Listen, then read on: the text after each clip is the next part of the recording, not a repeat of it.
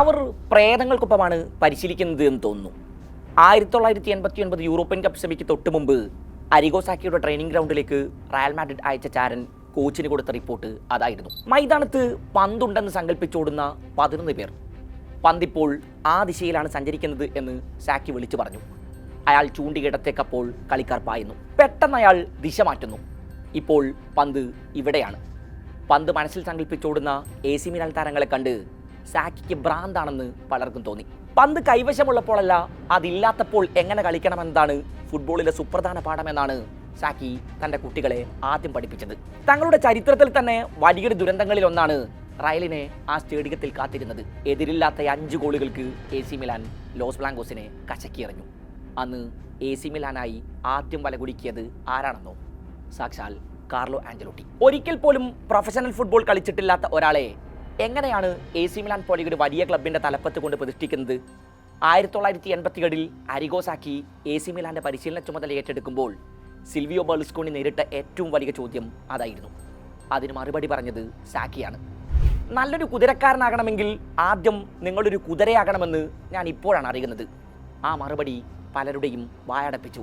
Football മൈതാനങ്ങളിൽ മികച്ചൊരു പരിശീലകനാകണമെങ്കിൽ നേരത്തെ നിങ്ങളൊരു പ്രൊഫഷണൽ ഫുട്ബോളർ ആയിരിക്കണം എന്നത് നിർബന്ധമൊന്നുമില്ലെന്ന് സാക്കി വിളിച്ചു പറഞ്ഞു. സാക്കി പരിശീലക ചുമതല ഏറ്റെടുക്കും മുമ്പ് 20 വർഷത്തിനിടക്ക് ആകെ ഒരൊറ്റ സീരിയ കിരീടമാണ് AC മിലാൻ സ്വന്തമാക്കിയിരുന്നത്. തൻ്റെ അരങ്ങേറ്റ സീസണിൽ തന്നെ അയാൾ സീരിയയിൽ തുടരുന്ന AC മിലാൻ്റെ കിരീട വരൾച്ചയ്ക്ക് ഫുൾ സ്റ്റോപ്പ് ഇട്ടു. വരണ്ട ഫുട്ബോൾ കളിച്ചാൽ നിങ്ങൾക്ക് വേണമെങ്കിൽ കളി ജയിക്കാനാകും. അതിന് ബസ് പാർക്കിംഗ് നടത്താം. എന്നാൽ എൻ്റെ philosophy you have to entertain people എന്നതാണ്.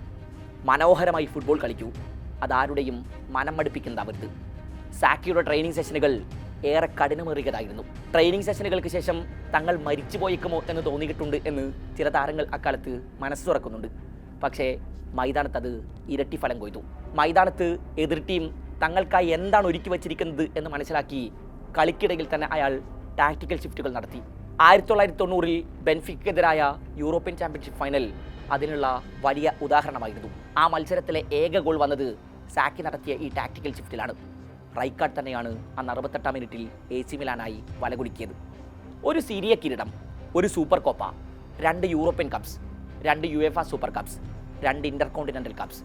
കിരീടമൊടിഞ്ഞു കിടന്ന AC മിലാൻ്റെ ഷെൽഫിലേക്ക് 4 വർഷക്കാലത്തിനിടക്ക് സാക്കി എത്തിച്ചത് നിരവധി ട്രോഫികളാണ്.